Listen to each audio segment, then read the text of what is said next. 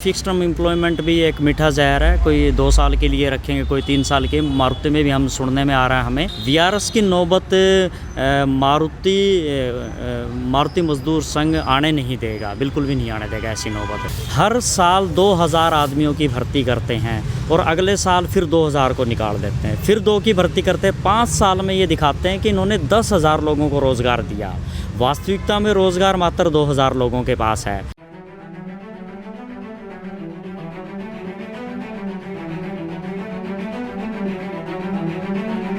ये labour laws इतने ज़्यादा खतरनाक है कि जो स्थायी कर्मचारी है, स्थायी रोज़गार जिसको बोलते हैं, आने वाले 5 साल में इसको बिल्कुल समाप्त करने का प्रयास है। एक मीठा जहर इस तरह का छोड़ दिया गया कि आप ये देखिए कि किसी संस्थान में मान लीजिए 2000 आदमी काम करते हैं और उसके बाद साल दर साल 100 आदमियों को स्थायी किया जाता है। 2100 हो गए, 2200 हो गए, 2500 हो गए।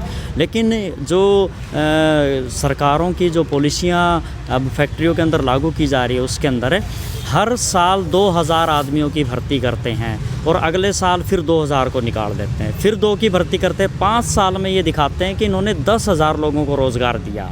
वास्तविकता में रोज़गार मात्र 2000 लोगों के पास है और इन्होंने शो कर दिया 10,000 लोगों को। तो 10,000 लोग दोबारा इस संस्थान में नौकरी नहीं कर सकते।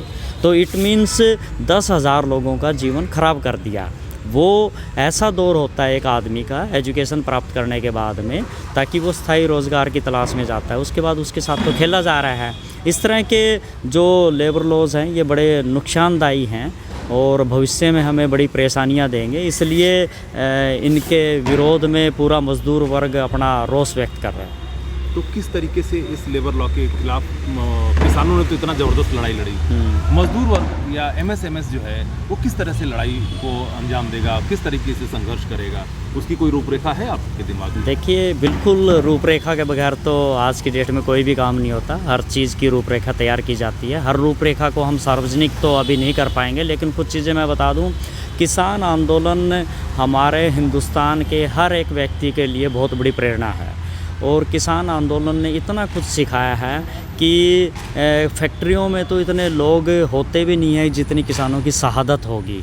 और आप ये देखिए, हम तो एक 25 to 40 ईयर के बीच के लोग हैं। किसानों में 80-80, 90-90 साल के, 10 साल के, 5 साल के, महिलाएं, बुज़ुर्ग सब लोग थे और इतना बेहतरीन जज्बा दिखाया। उसी तरीके से हम लोग भी, जैसे आपने देखा होगा, किसानों ने जो जीत 1 साल में हासिल की, हमारे देश के मज़दूरों ने जब पीएफ के ऊपर केंद्र सरकार ने इतना गलत कानून बना दिया था और उसका बिल्कुल सीज कर दिया गया था, उसके ऊपर जब हम मज़दूरों ने 2 या 3 दिन के अंदर उस फैसले को वापस लेने पे केंद्र सरकार को मजबूर कर दिया। और वो अकेला हमारे ऊपर नहीं, पीएफ तो हर आदमी के ऊपर जो रोज़गार करता है उसके ऊपर लागू है। हमारे संघर्ष का पूरे देश के लोगों को फ़ायदा हुआ। तो यदि मज़दूर संगठित होकर पूरे देश के अंदर इनका विरोध करेगा तो हमें साल का समय नहीं लगेगा, हमें महीनों का समय भी नहीं लगेगा, हमें कुछ दिन का समय लगेगा। लेकिन हम केंद्र सरकार से, राज्य सरकार से अनुरोध करते हैं कि ऐसी परिस्थिति हमारे देश में पैदा ना हो और माननीय प्रधानमंत्री को बिल्कुल इन चीज़ों के ऊपर विचार करना चाहिए कि इनकी जो कमेटी हैं जो इस तरह के रूल पास करती हैं वो देश को क्षति पहुंचाने का काम कर रहे हैं। और आज कोविड के बाद देश के हालात इतने बद से बदतर हो चुके हैं, तो इन परिस्थितियों के अंदर स्वयं प्रधानमंत्री जी को अध्यक्षता करते हुए इनके अंदर बेहतर तरीके से इन चीज़ों को लागू करना चाहिए। मज़दूर विरोधी, किसान विरोधी यदि कोई कानून आएंगे तो ये देश को बहुत नीचे लेके जाएगा। अभी जो फिक्स टर्म एम्प्लॉयमेंट आ रहा है, इससे स्थायी रोज़गार को क्या नुकसान होने जा रहा है? नहीं, बिल्कुल इससे ये फिक्स टर्म एम्प्लॉयमेंट भी एक मीठा जहर है। कोई 2 साल के लिए रखेंगे, कोई 3 साल के। मारुति में भी हम सुनने में आ रहा है हमें कि इसका एक ट्रायल चल रहा है और इसको 3 साल के लिए नाम दे दिया फिक्स टर्म एम्प्लॉयमेंट। जैसे सुनने वाला कोई आदमी ऐसा सोचता है कि ये मतलब उसके 58 साल तक का रोज़गार है, लेकिन ऐसा बिल्कुल भी नहीं है। मारुति के अंदर अभी कोशिश की जा रही है कि 3 साल के लिए कुछ साथियों को रखा जाएगा, उसके बाद में उन साथियों को निकाल दिया जाएगा और ऐसे धीरे धीरे करते हुए जो परमानेंट कर्मचारी हैं इनके ऊपर भी गाज गिरने का प्लान, जैसे आप देख ही रहे हैं कि इस एनसीआर के औद्योगिक क्षेत्र के अंदर बहुत सी फैक्ट्रियों में शुरू हो चुकी है। तो कोई भी कंपनियां इससे वंचित नहीं रहेंगी यदि हम संगठित नहीं होते, तो ये समस्या का विषय है। वीआरएस देकर के स्थायी कर्मचारी निकाल देंगे तो यूनियन का क्या होगा? नहीं, देखिए, वीआरएस दे के स्थायी कर्मचारी को निकाल देंगे इतना आसान हम होने नहीं देंगे, क्योंकि हमने पहले भी हमारे संघर्ष किए हैं। इस कंपनी को प्रबंधन ने हिंदुस्तान की नंबर 1 कंपनी नहीं बनाया।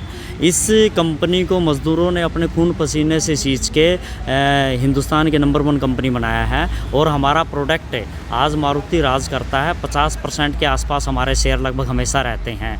तो वीआरएस की नौबत मारुति मजदूर संघ आने नहीं देगा, बिल्कुल भी नहीं आने देगा ऐसी नौबत, क्योंकि हम कंपनी को अपने परिवार से ज़्यादा तवज्जो देते हैं। और ये चीज़ें इसमें सरकार को हम वो नहीं देते। कंपनी के मैनेजिंग डायरेक्टर भली बात इस चीज़ को समझते हैं कि मारुति का मजदूर कितना तत्पर और कितना ज़्यादा कंपनी के प्रति सुदृढ़ है।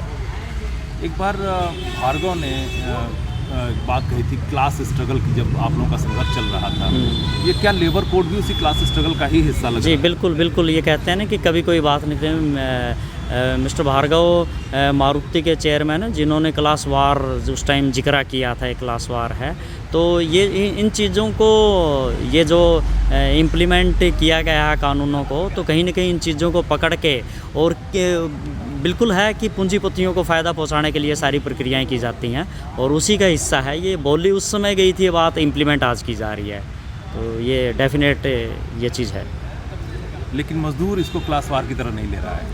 मज़दूर तो अपना काम, जो मज़दूर इससे तो बिल्कुल अछूता नहीं है। उसे पता है कि उसके ऊपर हर समय इसके द्वारा, सरकार के द्वारा व प्रबंधन के द्वारा, प्रशासन के द्वारा हथकंडे अपनाए जाएंगे। वो किसी भी वार से अब प्रदर्शित करे, लेकिन मजदूर संगठित रहेगा और अपने अधिकार लेके रहेगा। चाहे उसे आंदोलन करना पड़े, चाहे उसे बेहतर तरीके से बातचीत के द्वारा, पहले मजदूर बातचीत के द्वारा अपनी बातों को मनवाने का प्रयास करता है और संस्थान को बेहतर चलाने के लिए प्रयास करता है। यदि उसे मजबूर किया जाता तो वो आंदोलन की तरफ अग्रसर होता है, और उसके बाद फिर आंदोलन ही होगा डेफिनेट।